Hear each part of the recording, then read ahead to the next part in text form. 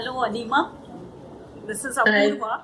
I'm a space educator and I've undergone the training at NASA's Honeywell Space Education Program at Marshall Space. Oh, Yeah. So it's cool. nice interacting with you. So one question I had is, Same here. yeah, thank you.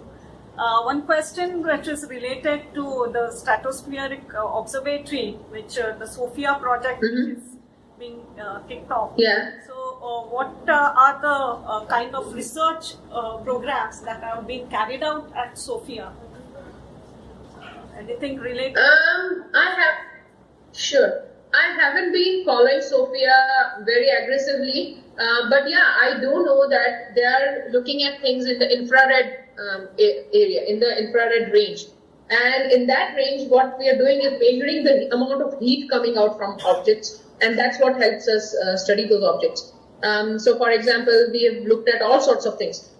First thing is why we are taking Sophia up in stratosphere. Why have we done this big tasks of taking out everything, strapping out everything from an airplane and putting a observatory in there is because of the Earth's atmospheric interferences. We don't get that kind of data that we would like to, and we don't want to launch something in directly in space. Also, we have a lot of telescopes out there in space, but Sophia is our means to get data right away, get our hands on that data right away. So yeah, it is looking at black holes and all nebulas. It is studying. So what happens with each of these observation missions is, from Kepler's experience, I can tell you, scientists narrow down a set of objects that they want to study, the objects of interest.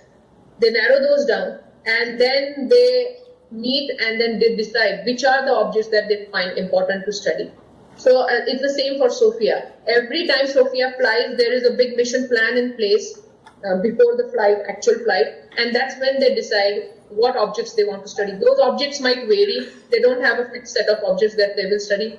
It varies according to the season, according to what is showing up in the sky at that point of time in which hemisphere. Sophia travels a lot to Australia, because from Australia they can get a better view of the objects in the sky that they cannot get from here.